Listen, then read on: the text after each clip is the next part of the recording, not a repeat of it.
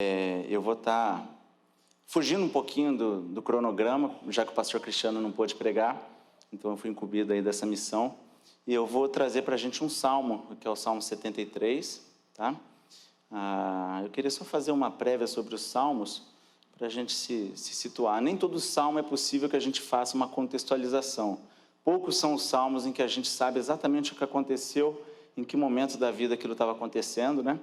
A gente vê alguns salmos de Davi que a gente consegue pontuar no tempo. Esse é um dos salmos que a gente não consegue contextualizar, o 73. Mas eu diria que esse é um salmo totalmente atemporal, né? Que ele permeia a vida de todo ser humano. Aliás, todos os salmos permeiam.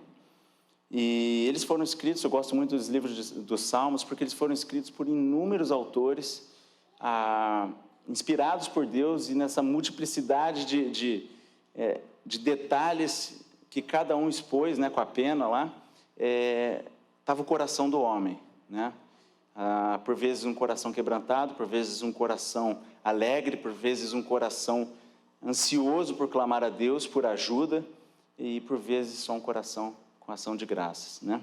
E é isso que define o conteúdo literário de cada salmo, né? A gente vai ter salmos de sabedoria, salmos de confiança, salmos de ação de graças, salmos que destacam a realeza, seja do rei que está escrevendo, o rei Davi, ou a realeza de Deus, né? Mas todos eles têm um ponto em comum. Eles redundam por louvor, e esse é o significado de salmo, por louvor e glória de Deus, né? E foi isso que a gente fez agora, né? Todo louvor que a gente cantou aqui hoje, ele redunda para glorificar a Deus, não ao homem, e apontar para Deus, tá? Eu vou orar e depois eu vou pedir para a Isa ler para a gente o salmo. Se você quiser vir aqui, Isa. Santo Deus, nos colocamos diante de Ti, clamando pela Tua presença, pois esse momento é do Senhor, ó Pai, esse momento de adoração ao Teu nome, esse é um momento em que nos despimos de nós mesmos, ó Deus, e clamamos a Ti para que o Senhor não permita que as nossas imperfeições impeçam que o Teu Espírito fale a nós, ó Pai. Deus amado, que a imperfeição do pregador essa noite não seja levada em consideração por Ti. Deus amado, que as distrações de quem ouve, ó Pai, sejam dissipadas, ó Pai, e que o Senhor prepare o solo dos corações para receber a Tua palavra, Deus. E que o Senhor fale conosco, nos transforme, e que apesar das situações que impediram de que a gente desse continuidade à série que estávamos pregando, Deus, nós sabemos que a Bíblia continua sendo a mesma e que a palavra, Deus, é de Ti, é a Tua carta de amor para nós. Então fala conosco, em nome de Jesus.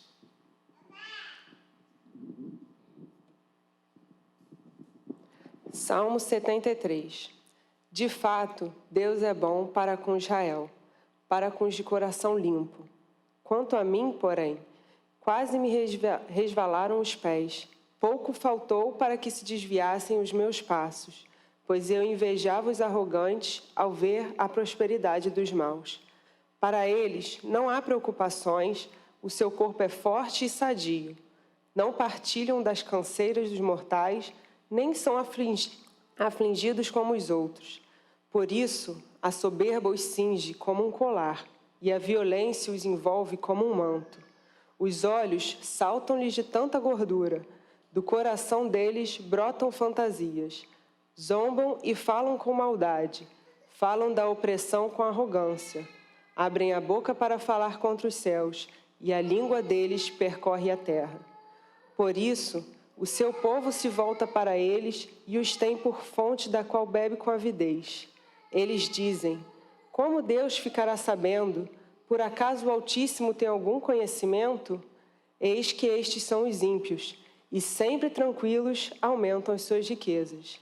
Com certeza foi inútil conservar puro o meu coração e lavar as minhas mãos na inocência, pois o dia inteiro sou afligido e cada manhã sou castigado. Se eu tivesse pensado em falar tais palavras, já aí teria traído a geração de teus filhos, ó Deus.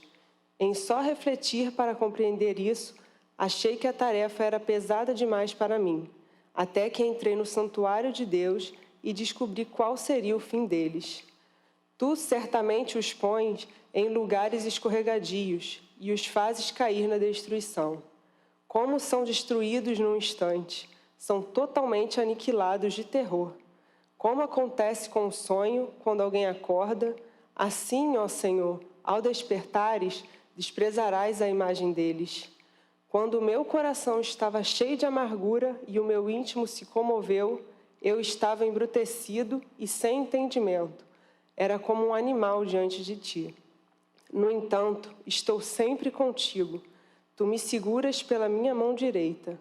Tu me guias com teu conselho e depois me recebes na glória. Quem tenho eu no céu além de ti? E quem poderia eu querer na terra além de ti? Ainda que minha carne e o meu coração desfaleçam, Deus é a fortaleza do meu coração e a minha herança para sempre. Os que se afastam de ti certamente perecerão. Tu destrói todos os que são infiéis para contigo. Quanto a mim, bom é estar perto de Deus. Faço do Senhor Deus o meu refúgio, para proclamar todas as suas obras. Queridos, é um salmo relativamente nem longo nem curto, são 28 versículos. Esse salmo está escrito no seu título, né? O problema da prosperidade dos maus, pelo menos é o título que eu recebo aqui, e ele destaca que é um salmo de Asaf. Alguns teólogos discordam se esse salmo é de Asaf, ou se ele é de Davi, né? É possível que tenha sido Davi escrito e entregue a Asaf para que ele pudesse conduzir em louvor a Deus, né, como ministro. Acho que não interessa muito, necessariamente, a autoria, não adianta a gente entrar nessa discussão, nessa briga, porque, no final das contas, Asaf e Davi eram dois homens crentes, né, eram homens servos do Senhor, eram homens que entregaram sua vida para Deus e já tinham uma caminhada, uma experiência nessa caminhada, então não eram novos na fé, não eram neófitos, como diz, né, a expressão bíblica. Então, a gente está aqui entendendo que esse é um salmo escrito de pessoas que são crentes, né, não no sentido, obviamente, antes de Cristo, mas no sentido de fiéis ao Senhor, para homens também fiéis ao Senhor, tá? Então, esse salmo é escrito para nós que estamos aqui.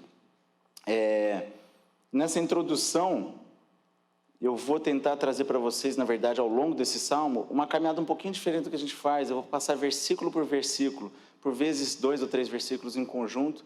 Então, se a gente puder caminhar junto, se você estiver com a sua Bíblia do lado, a gente vai tentar manter a projeção alinhada, mas é importante. A leitura en passant já trouxe para a gente muita noção do que acontece. Eu imagino que se vocês já tivessem lido esse salmo, ou se vocês conseguiram refletir um pouquinho sobre ele, isso é assim, o que eu particularmente vivencio com alguma frequência em minha caminhada, tá? Com alguma frequência.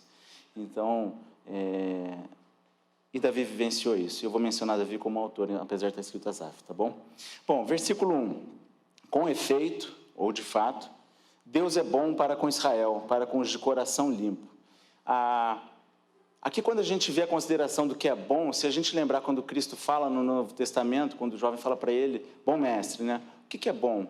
Bom é aquele que é excelente, bom é aquele que não tem defeitos, bom é aquele que é infinito em sabedoria, em excelência em seus atos, em que todos os seus atos transbordam bondade, e tudo é feito intencionalmente, com raciocínio lógico, mais lógico do que o nosso. Então aqui o salmista começa se situando. Peraí, eu estou me referindo a Deus aqui, né? A minha mente tem que... E isso acontece quando a gente ora. Sempre que a gente inicia uma oração, é por isso que Cristo ensina o Pai Nosso, né? A gente tem que saber com quem a gente está se relacionando, a quem a gente está louvando, né? Então esse Deus é bom, né? Só que a sua benevolência não se manifesta a todos. A gente sabe que existe a graça comum e a graça especial, né? Eu não vou ficar falando de teologia aqui, mas é claro que Deus é bom e na sua bondade Ele não fulmina o mundo como deveria fazer se Ele fosse levar a cabo toda a sua ira. Mas a gente está falando de uma benevolência especial. Para com quem Ele é benevolente, né? Para com Israel, para com os de coração limpo. Então a gente precisa entender primeiro aqui que Ele não está se referindo a Israel como um povo todo, né? Porque a gente sabe que assim como em Israel e a própria igreja, existem o joio e o trigo. Existem aqueles que fazem parte do seu povo e aqueles que não fazem parte do seu povo. Aqueles que simplesmente, porque pela genética nasceram naquele povo, ou porque por hábito frequentam a igreja, acabam enfim, se misturando. Mas aqueles que de fato são o seu povo, seja em Israel, seja aqui na casa do Senhor, são aqueles que ele chama de coração limpo. E a gente vai tentar responder essa pergunta: quem são os de coração limpo? Né? Quem já leu o Sermão do Monte, de Martin Lloyd-Jones, sabe lá que nas bem-aventuranças, né, os puros de coração, talvez você saiba dizer quem são os de coração limpo. Mas enfim, vamos caminhar e no final a gente responde isso. E parece que o salmista vai caminhando no seu raciocínio e de repente ele faz uma pausa e começa a falar sobre um momento sombrio da vida dele. Um momento que pode ser corriqueiro ou não, mas que é um momento da nossa vida também. E aqui cabe as nossas reflexões de hoje. Tá? Quanto a mim, porém, ou seja, eu, entretanto, esse porém muda toda a tônica da história, né? Quanto a mim, porém, quase me resvalaram os pés. Pouco faltou para que se desviassem os meus passos, né? Então, esse porém começa a mudar a tônica e começa a mostrar o seguinte: espera aí, eu que caminho com o Senhor, num determinado momento da minha vida, quase escorreguei, né? E se Davi, que era um homem chamado segundo o coração do Senhor, chegou a esse ponto, quem dirá nós? Lembre-se que a Bíblia fala para a gente, às vezes a gente olha determinados erros e equívocos de um irmão ou de uma irmã, e a gente impõe uma série de cargas de julgamento, não que a gente não deva fazer o julgamento sobre os atos cometidos, mas alguns julgamentos condenatórios, dos quais nós mesmos estamos sujeitos, porque a gente está de pé e a gente pode cair. Tá? Então, cuidado. A gente tem que estar sempre andando porque o chão com cuidado, porque o chão é escorregadio para todos. Tá? E então, aqui, ele começa a falar de um momento da vida dele em que ele quase caiu. Tá? Em que os pés dele quase resvalaram, como se ele estivesse andando numa mureta, e ele quase escorregou. E por que isso aconteceu? Por que ele quase escorregou? O que aconteceu na vida dele naquele momento? Versículo 3. Pois eu invejava os arrogantes ao ver a prosperidade dos perversos. Bom, aqui a gente pode identificar um achado na vida de Davi, que pode permear o nosso coração na medida em que a gente começa a se expor cada vez mais e mais a esse mundo. É impossível que a gente não esteja no mundo, porque a gente sai aqui hoje no domingo e a gente vai caminhar ao longo de uma semana, né? São 2 horas aqui e uma semana inteira no mundo. Mas observando o mundo e observando o dia a dia, ele começou a ver, peraí, esse cara é mau, esse cara é perverso, mas o cara prospera, né? A vida dele é uma vida próspera e ele vai ditar o que ele considera essa prosperidade em seguida.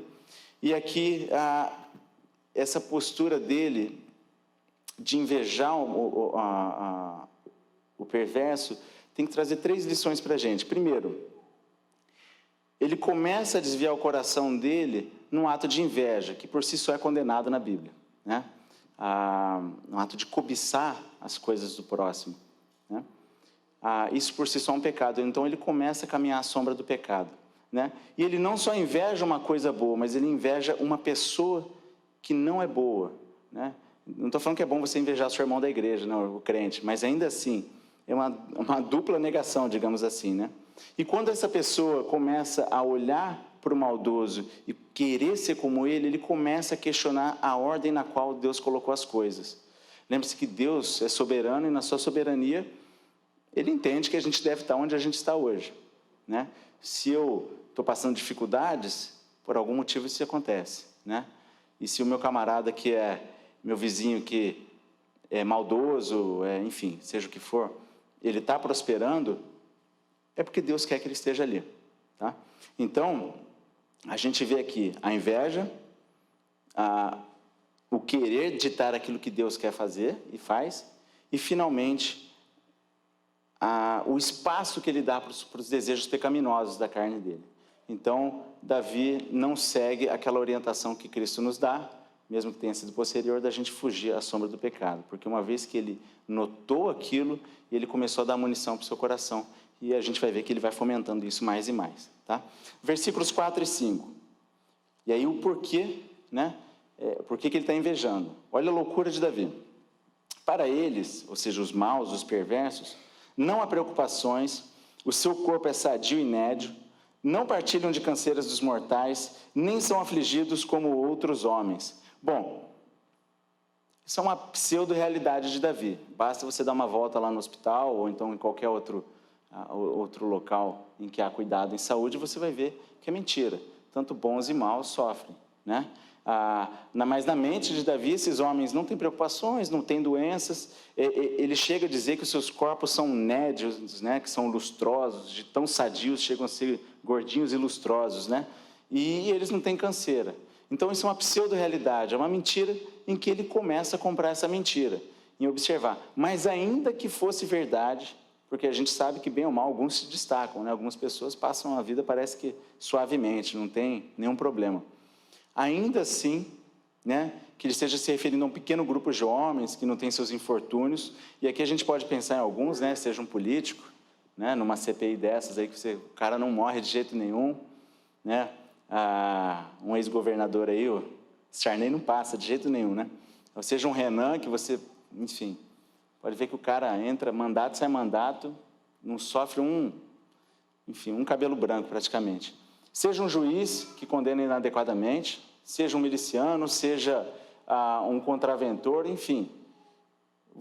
Algumas dessas pessoas você pode olhar e falar, pô, o cara prospera apesar de fazer maldade. Onde está Deus? O que Deus está fazendo?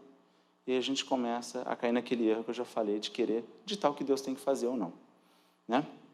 Enfim, e aí ele começa a progredir o seu raciocínio descrevendo como que é a postura desses homens e como esses homens vão cada vez mais, como uma bola de neve, amontoando para si características deploráveis, das quais ele inveja. Tá?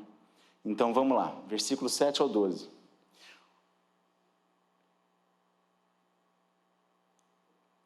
Os olhos saltam-lhe da gordura do coração, brotam-lhes fantasias, do coração brotam-lhes fantasias. Motejam e falam maliciosamente, da opressão falam com altivez. Contra os céus desandam a boca, e a sua língua percorre a terra. Por isso, o seu povo se volta para eles, e os tem por fonte de que bebe a largos sorvos. E diz, como sabe Deus? Acaso há conhecimento no Altíssimo? Eis que são estes os ímpios, e sempre tranquilos aumentam suas riquezas. Então, mais uma vez, ele cai num looping de pensamento, né? Ele começa a descrever, né? A gente começa a ver quais são as características desses homens. Esses homens, por sua maldade, e aqui no versículo anterior ele descreve, né, que eles têm como se fossem colares, né? A tradução, quando ele fala o seguinte, ele cinge como um colar a soberba. É como se ele tivesse querendo colocar uma corrente de ouro para querer mostrar para os outros. E ele se veste com todo esse manto de maldade, né? Então, esse é o tipo de coisa que ele quer manifestar aos outros. E como ele começa a vivenciar essa maldade, essa malícia, e vê que ele é impune, ele quer evidenciar, e cada vez mais isso afeta as relações desse homem perverso para com o próximo. E aí a gente vê algumas características, soberba, a violência, um coração fantasioso. E aí a gente vê que ele começa a cativar o povo, e aí ele começa também a alterar a sua relação para com Deus. Ele pergunta, onde está Deus? O que Deus sabe? Por acaso existe o Altíssimo? E começam a praguejar contra os céus, né? No versículo 10 chama a nossa atenção, porque a gente tem algumas traduções que elas variam um pouquinho, né? Então você repara, esses homens se gabam da sua maldade, já não há mais quem possa detê-los, eles começam a duvidar da capacidade do próprio Deus e começam a esnobar.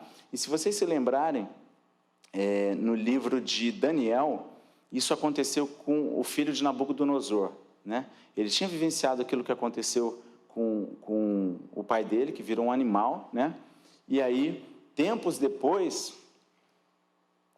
quando ele já tinha morrido, o seu filho assumiu o mandato, e numa das festas ele começou a praguejar contra Deus e a blasfemar, e pegou uma das taças do templo, e aí começou a encher a cara lá no seu banquete. E moral da história, Deus ceifou a sua vida naquela noite, né? Para mostrar que a de Deus não se zomba. Mas enfim, e por algum motivo que não cabe a gente saber, Deus vai dando corda para alguns homens, e vai permitindo que a sua maldade tome exponencialmente essas dimensões. E esses homens então começam a praguejar, e no versículo 10 a gente vê que chega ao ponto de terem algumas pessoas que se tornam cativas a eles.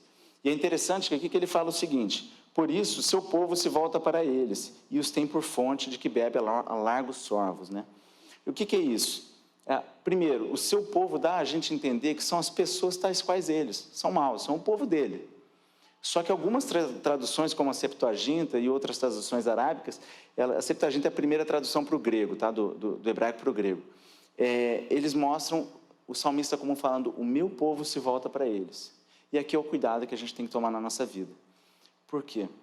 Porque isso dá margem à interpretação, isso não gera um erro de interpretação, mas amplia a nossa possibilidade de interpretar, né? Então, se a gente estivesse falando do seu povo, seriam só os incrédulos, tais quais aqueles homens maus. Mas a partir do momento em que a gente entende que é o meu povo, Davi falando do povo dele, isso abre margem tanto para aqueles que são israelitas, mas não crentes, quanto aqueles que são israelitas e crentes.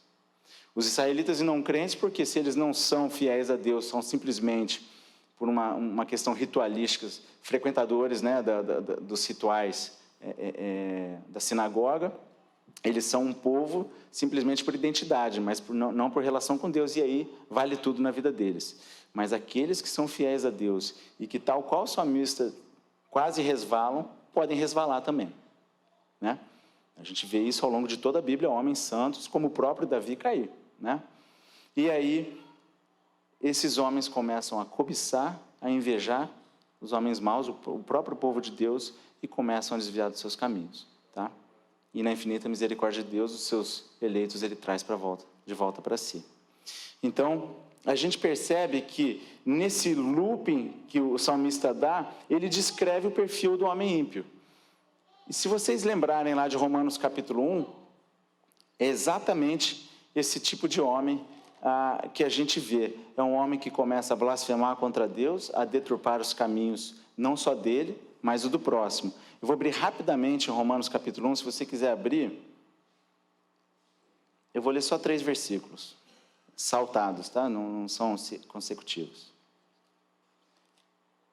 Romanos é logo depois de Atos.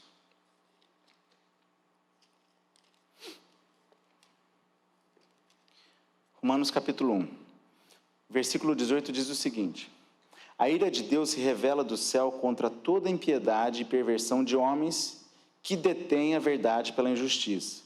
Tá? Ou seja, eles ocultam a verdade praticando injustiças. O versículo 21 continua: portanto, tendo conhecimento de Deus, por que eles têm o conhecimento de Deus? Porque a Bíblia nos ensina que toda a natureza e o céu revela quem Deus é. Talvez eles não conheçam como quem caminha com Deus, mas eles sabem que existe alguém acima deles. Porquanto, tendo conhecimento de Deus, não o glorificaram como Deus, nem lhe deram graças, antes se tornaram nulos em seus próprios raciocínios, obscurecendo-lhes o coração insensato. E finalmente, versículo 25, pois eles mudaram a verdade de Deus em mentira, adorando e servindo a criatura em lugar do Criador. Então, esses homens não só se perverteram, mas começaram a afastar aqueles que, porventura, caminhavam com Deus. Tá? E aqui a gente continua a saga desse homem, salmista tal qual nós, cristãos. Versículos 13 e 14. Com efeito, inutilmente conservei puro o coração e lavei as mãos na inocência, pois de contínuo sou afligido e cada manhã castigado. Queridos, o que a gente vê aqui é mais uma vez ele começar a refletir dos motivos pelos quais ele começa a invejar o próximo. Não é só porque o próximo prospera, mas é porque ele está passando dificuldade. E aí ele começa a considerar, começa aquele sentimento de autopiedade, de autojustiça. Caramba, eu que tenho um coração puro, eu não devia estar passando sofrimento. Né? Eu que não peco, que eu não olho para a mulher do próximo, eu que não maltrato ninguém, pelo contrário, eu faço minha caridade, eu faço as minhas ofertas e meus dízimos, eu ajudo o pobre, eu dou minha cesta básica. Eu não deveria passar necessidade. Né? Então, aquele sentimento de autopiedade, autojustiça começa a correr ele e fala, tudo isso que eu estou fazendo é em vão, quer saber, eu vou chutar o balde. Né? Onde abundou o pecado, superabundou a graça. Então, já que vai superabundar a graça, eu é que vou pecar. Mas não é assim que Cristo nos prepara. Né? Cristo nunca disse, Deus, na pessoa de Cristo, nunca falou que seria fácil. Tá? A própria vida de Cristo não foi fácil. Né? E se a gente é cristão, Se a gente é embaixador de Cristo, certamente a gente vai passar aflições, é isso que ele falou. Ele nunca disse que ia ser fácil. E para quem é adepto da teologia da prosperidade, cai por terra aqui. É só ler um desses salmos. Aliás, se vocês lerem esse aqui, que é considerado o terceiro livro dos Salmos, começa exatamente nesse capítulo, né? Salmos é dividido em 5 livros. Esse terceiro livro, é só você virar a página e olhar o 74. É só pancada, é só lamentação, é só dureza, né? O primeiro versículo do 74 diz o seguinte: por que nos rejeito a Deus para sempre? Porque se acende a tua ira contra as ovelhas do teu pasto, né? A gente vai ver que muda isso, tá, gente? Mas é isso. A vida, ninguém disse que seria fácil, tá? E se algumas pessoas transgressoras estão tendo vida fácil, por algum motivo Deus permitiu que aquilo acontecesse. E nem sempre cabe a nós entender, tá? Mas o que eu estou querendo dizer aqui, ao mesmo tempo em que esses homens, o salmista começa a falar, poxa vida, não valeu a pena e tudo mais, eu não estou querendo dizer que a gente não tem o direito de colocar diante de Deus as nossas angústias, tá? É fato que, ao longo da Bíblia, a gente vê inúmeros homens de Deus, santos, homens que caminharam com Deus, homens até que foram arrebatados, fazendo suas queixas a Deus. Se a gente lembrar, Moisés fez suas queixas a Deus, tá? Ele falou, pô, esse povo que o Senhor pediu para eu resgatar está aqui, praguejando, reclamando. A culpa é sua, faz alguma coisa, né? A gente vê Elias reclamar, falou, pô, Deus, só sobrou eu. E aí ele começa aquela autopiedade, né? Pô, só eu que sobrei. Deus fala, não, tem 7.000 que não se prostraram a Baal, né? Jó também, nas suas aflições, o próprio Davi e outros salmistas, conforme eu falei, é só virar a página da sua Bíblia, e a gente vai ver, né? Eu não coloquei aqui na minha citação, mas me remete aqui, o próprio Cristo colocou diante de Deus, Deus meu, por que me desamparaste? Só um detalhe que é muito diferente a forma como Cristo colocou. Primeiro porque, de fato, quando o pecado recai sobre Cristo, há uma cisão entre ele e Deus. E, de fato, ele foi separado de Deus, tá? E ele compreendeu exatamente o que estava acontecendo por ser ele Deus. A diferença é que quando a gente coloca as nossas queixas diante de Cristo, diante de Deus ou Cristo, muitas vezes a gente coloca, desculpa a expressão, com essa pegada do salmista, né? De querer ser o próximo, de querer invejar o próximo. E não de simplesmente se derramar diante de Deus e colocar, Deus, eu dependo de Ti, né? Ó Senhor, de Ti preciso, mais e mais eu preciso, meu Redentor. Parece que os louvores foram selecionados a dedo aí para a palavra de hoje, né? Porque todos eles mostram dependência e louvor a Deus, né? Afinal de contas, o Salmo é isso, né? Dependência e louvor a Deus. Então, as nossas colocações diante de Deus são lícitas. Deus quer ouvir as nossas orações, as nossas queixas, mas Ele não deseja um coração impuro, um coração que se volta invejando o próximo e murmurando contra os atos de Deus, questionando os atos de Deus, né? E aí, finalmente, a gente começa a ver o ponto de inflexão aqui, né? O turning point, em inglês, né? Os versículos 15 e 16. Estou craquendo. Versículos 15 e 16. Ele começa a se dar conta da realidade, tá? E aqui muita atenção para nós, pais e responsáveis e trabalhadores, o que quer que seja, né? Ele começa a dizer, se eu pensar em falar tais coisas, já aí teria traído a geração dos teus filhos. Em só refletir para compreender isso, achei muito pesada a tarefa para mim. Então, versículo 15, basicamente, diz o seguinte, ele começa a ver que alguma coisa estava de errado no pensamento dele, mas ele ainda estava preso nesse pensamento.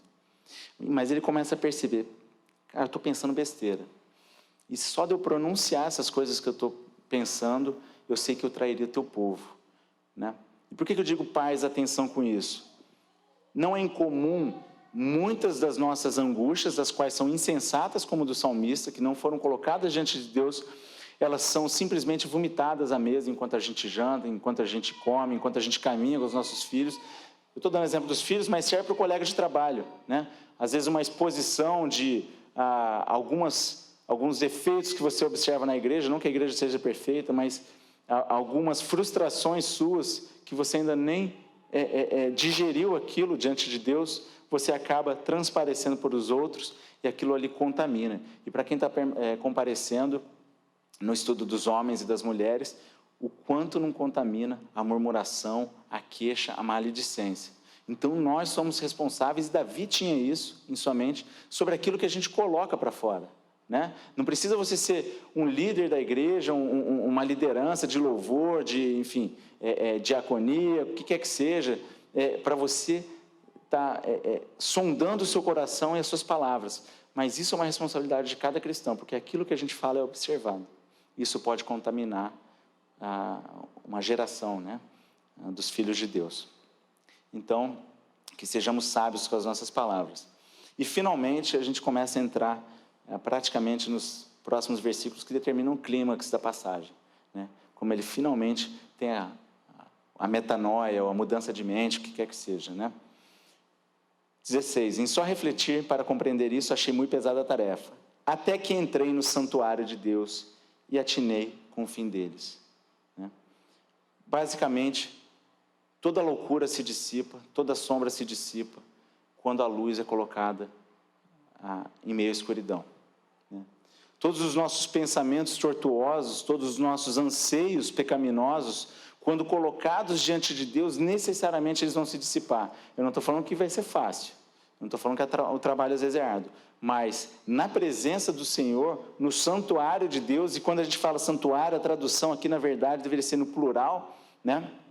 A gente entende que é tudo aquilo que compreende a presença do Senhor.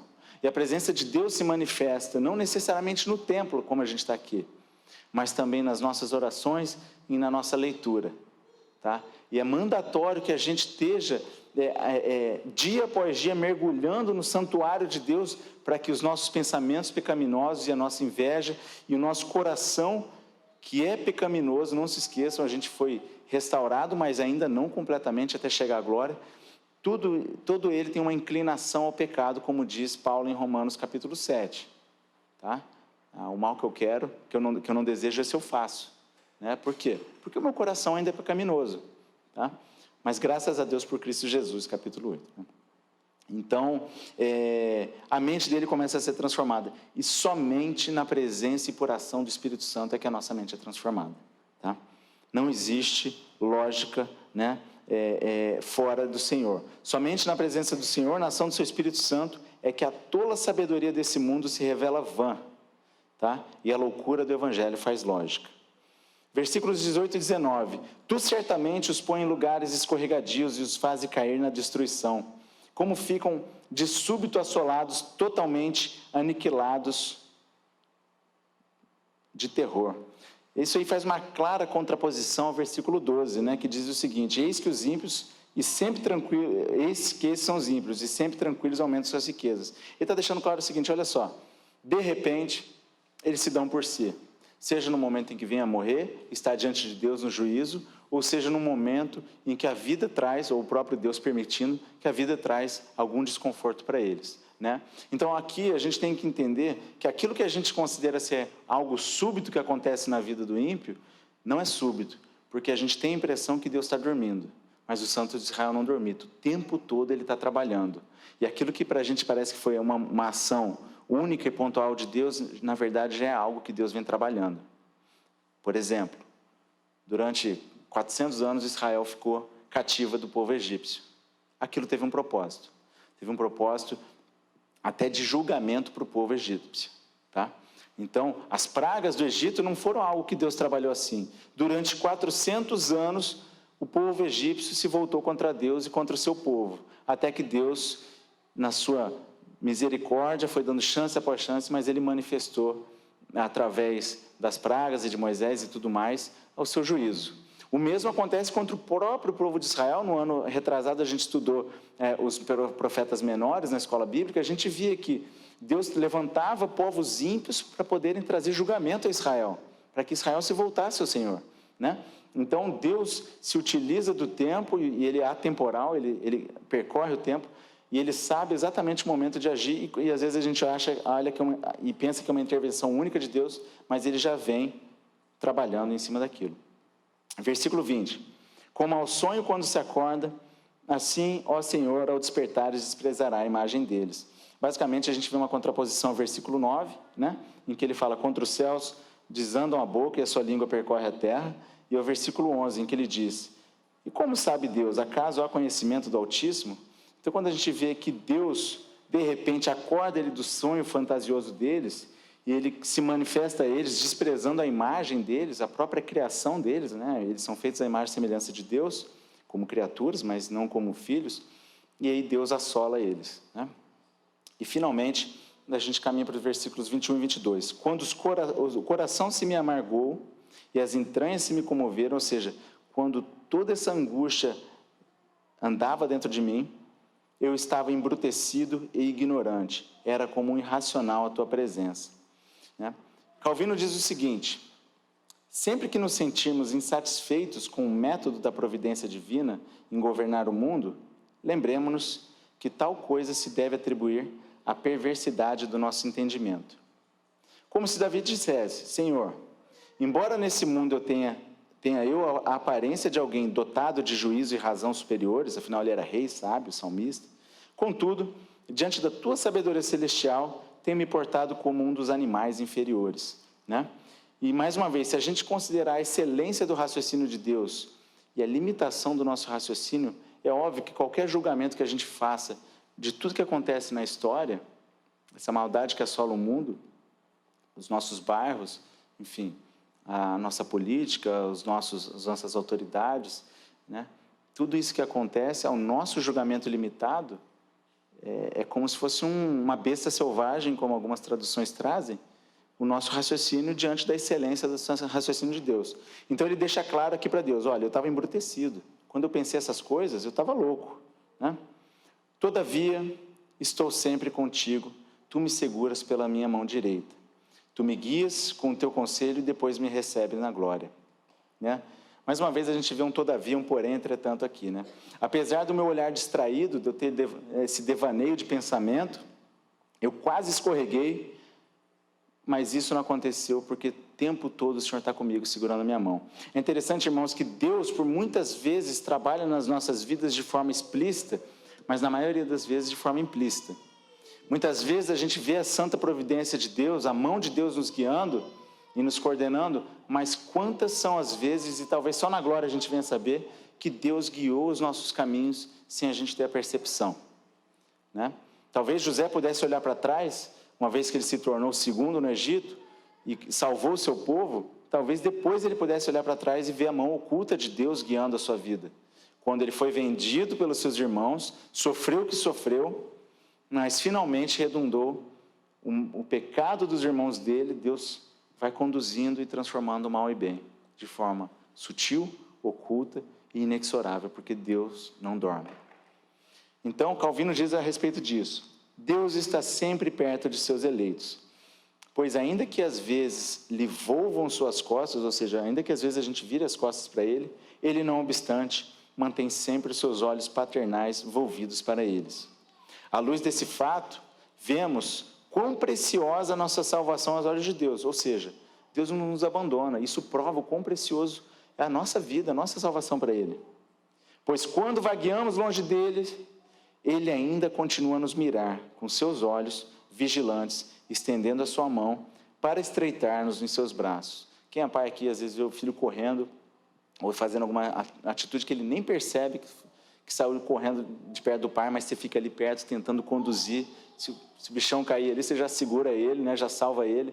Tem uns vídeos cômicos aí na internet, né? Do pai que mergulha e consegue segurar o filho que está caindo.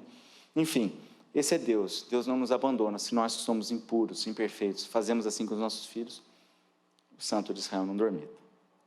E aí o versículo 25 e 26 responde a nossa pergunta de hoje.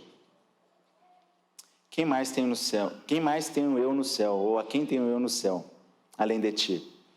Não há outro em quem eu me compraza na terra. Não tem outro em quem eu tenho prazer na terra. Ainda que a minha carne e o meu coração desfaleçam, Deus é a fortaleza do meu coração e a minha herança para sempre. Irmãos, quem é o puro de coração? Os puros de coração são aqueles que têm em Deus o seu único objeto de sustento e satisfação. Somente em Deus eu encontro prazer.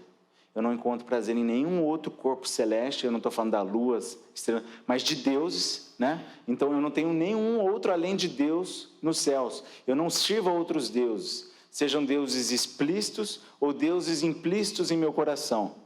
E seja na terra, né?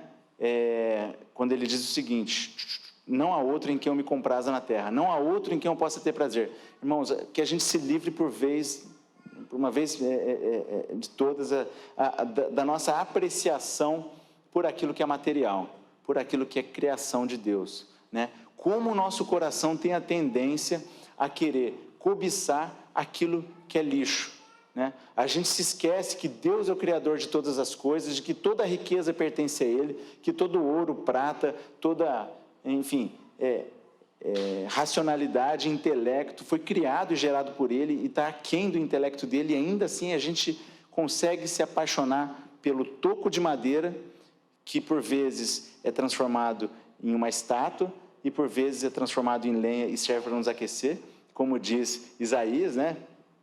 Em que ele zomba daqueles que adoram ídolos, e a gente se esquece de quem criou a própria madeira, e quem criou a nossa vida e nos dá fôlego. Então, que de uma vez por todas, a gente aprenda a não desejar aquilo que é pó, aquilo que é lixo, mas a desejar coisas excelentes, que é o próprio Deus, e que somente nele a gente tenha prazer e deleite, né? Versículo 27. Os que se afastam de ti, eis que perecem, tu destrói todos os que são infiéis para contigo. Quem são os infiéis? Outras traduções colocam como adúlteros, né? Então, a gente, como sendo noiva de Deus, noiva de Cristo, é como se fôssemos, num relacionamento com Deus, a mulher que abandona o próprio Cristo para se relacionar com outros deuses. A esses Deus rejeita e destrói. E versículo 28 é a conclusão de tudo isso, né? A conclusão é: quanto a mim, porém, eu, Davi, eu, André, eu, Eric, eu, quem quer que esteja aqui, porém, eu sei que bom é estar junto a Deus. No Senhor eu ponho o meu refúgio para proclamar os teus feitos. Aqui, finalmente, a gente vê o desdobramento da vida de quem percebeu que foi alcançado, limpo, restaurado e finalmente aceito na presença de Deus, né?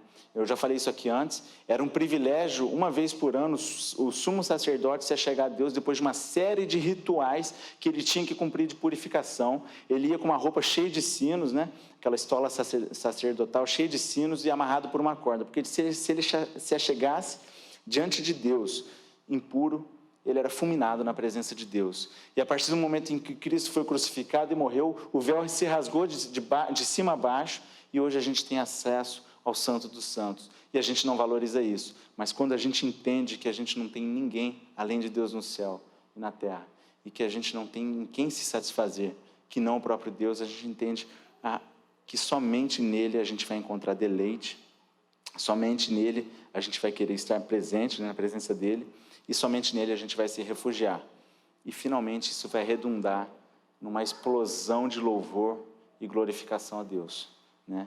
Então, a partir daí ele passa a proclamar os seus feitos. E por que nós, como cristãos, que entendemos finalmente o que aconteceu conosco, não merecíamos, mesmo cristãos, muitas vezes nós temos esses devaneios e quase escorregamos, quando não escorregamos, quando a gente entende o amor de Deus que nos alcança e nos restaura, isso tem que redundar em louvor e adoração. Isso tem que redundar em pregação do Evangelho, das boas novas, porque é só olhar para o nosso lado, as pessoas perecendo, sem ter acesso à palavra de Deus, né? Muitas vezes uma palavra corrompida, que é o que a gente vê na TV, uma palavra não bíblica, mas simplesmente uma autoajuda, né? Então, as perguntas que eu deixo para a gente hoje: quem que é você hoje nessa passagem, né? Você é o iníquo que foi invejado? Você é o falso religioso do primeiro versículo, né? Que é excluído do primeiro versículo? Ou você é o servo de Deus que por vezes entra em devaneios, né? Então hoje eu clamo a você que passe a fazer uma autoavaliação, entender em que momento da sua vida você está, né? E tente humildemente se colocar diante de Deus, por mais que tudo isso pareça tolice para você, por mais que tudo isso, isso não se aplica a mim. Se aplica porque se aplica a mim, a todo mundo aqui, porque se aplica ao salmista, que era um homem excelente. Então se aplica a Davi, que era um homem segundo o coração de Deus, se aplica a cada um aqui. Então que a gente tenha humildade de tentar fazer uma autoavaliação, né? Seja agora, seja quando você colocar a sua cabeça no travesseiro, seja nas suas devocionais, e clamar humildemente a Deus para que Ele sonde o nosso coração e encontre se há em nós algum caminho mau, tá? Porque certamente, somente à luz da presença do Senhor é que a gente vai descobrir isso. O quanto você tem se achegado a Deus? Essa é a segunda pergunta que eu quero deixar. Será que a gente tem dia após dia caminhado com o Senhor? Se a gente olhar para a vida de Daniel, 3 vezes por dia ele parava tudo que ele fazia e se colocava diante de Deus, em oração. E mesmo com a lei falando contra ele fazer isso, ele ia lá, na janela do seu quarto, abria a janela do seu quarto, se prostrava diante do Senhor. O quanto a gente tem se deleitado no Senhor. O véu foi rasgado.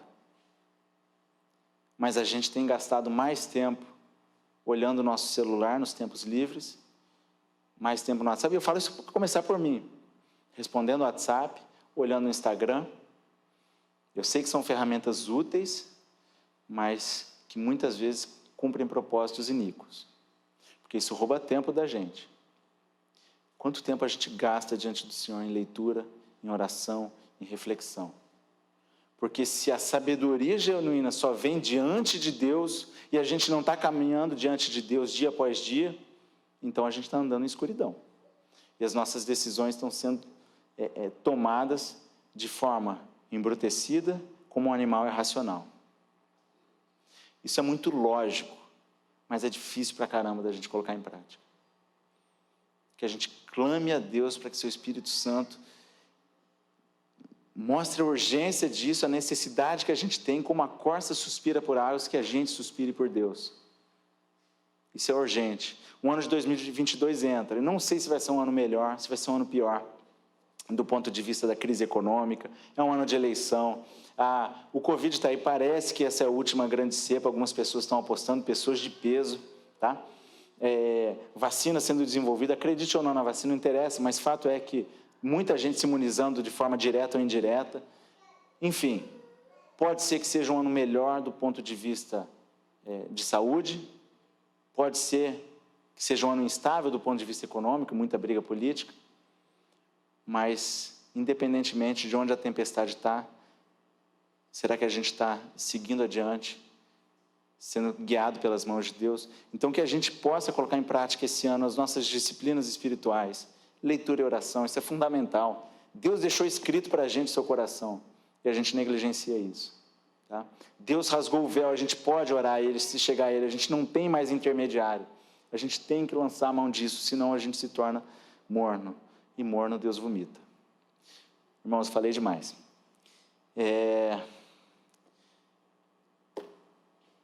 Quebrei abruptamente a pregação.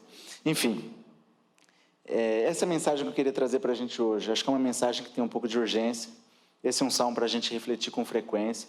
O livro de Salmos é um livro muito completo sobre a nossa natureza humana. Então, que a gente possa se deleitar nele esse ano. Tá?